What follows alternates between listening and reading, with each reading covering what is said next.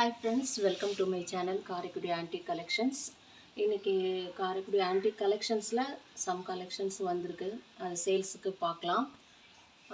Polish பண்ணியிருக்கோம். சில ஐட்டத்தை வந்து பாலிஷ் பண்ணி எடுத்திருக்கோம். இது நல்லா சூப்பராக இருக்குது. உள்ள கண்டிஷன்ஸ் நல்லாவே இருக்குது. இந்த மாதிரி குமிழ் மாடல் தூக்கு இப்போல்லாம் ப்ராடக்ட்ஸ் எல்லாம் அவ்வளோ அவைலபிலிட்டி கிடையாது. நானே மந்த்லி ஒன்ஸ் தான் கலெக்ஷன் பண்ணுறேன். இதுவும் அந்த காலத்து தூக்கு தான். கலெக்ஷன் பண்ணணும்னு இன்ட்ரெஸ்ட் இருக்கவங்க இந்த மாதிரி கண்டிப்பாக வீட்டில் ஒரு தூக்கு வச்சுப்பாங்க. இதுலேயே சின்ன மாடல் ஒன்று, இதுவும் பாலிஷ் பண்ணி தான் வச்சுருக்கோம். இது அப்படியே வந்து ஒரு பிளாஸ்டிக் கவர் போட்டு சுற்றி வச்சிட்டோன்னா இந்த பாலிஷிங் போகாது, அப்படியே இருக்கும். இதெல்லாம் வாஷ் பண்ணல, பிஃபோர் வாஷ் தான் போட்டிருக்கேன். பொங்கப்பானை ரேர் கலெக்ஷன்ஸ் தான், இதெல்லாம் ரேராக தான் கிடைக்கும். இதில் வந்து ஒரு 1/2 kg பொங்கல் வைக்கலாம்.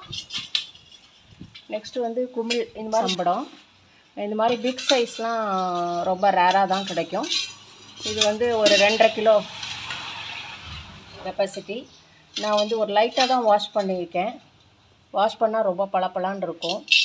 சிம்பிளாக தான் வாஷ் பண்ணேன். இது இந்த மாதிரி வந்து தயிர் ஊற்றுற ஜாடின்னு சொல்கிறாங்க, அந்த மாதிரி. இது மாதிரி பெருசு ஒன்று சின்னது ஒன்று இருக்குது. நெக்ஸ்ட்டு வந்து இந்த மாடலும் நல்ல கண்டிஷன் சூப்பராக இருக்குது. ஒரு பீஸு செலெக்ஷன் பண்ணி தான் எடுக்கிறோம். இந்த காய் கொத்து 3 இது கண்டிஷன் நல்லா சூப்பராக இருக்குது. டின் கோட்டிங் எல்லாமே நல்லாயிருக்கு. பாலிஷ் பண்ணியிருக்கோம். முதல்ல வாஷ் பண்ணோம், இப்போ ஒரு பாலிஷ் கொடுத்துட்டேன்.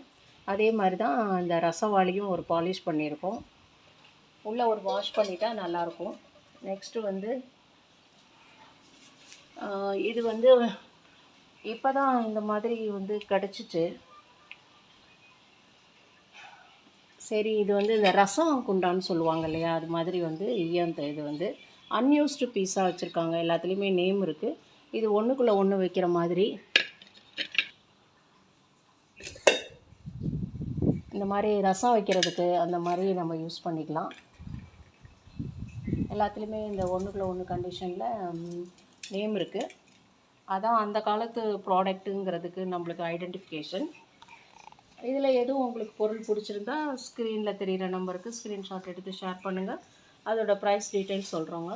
சப்ஸ்கிரைப் பண்ணவங்களுக்கு தேங்க்ஸு. இது வரைக்கும் சப்ஸ்கிரைப் பண்ணாதவங்க சப்ஸ்கிரைப் பண்ணி பாருங்கள். தேங்க்ஸ் ஃபார் வாட்சிங்.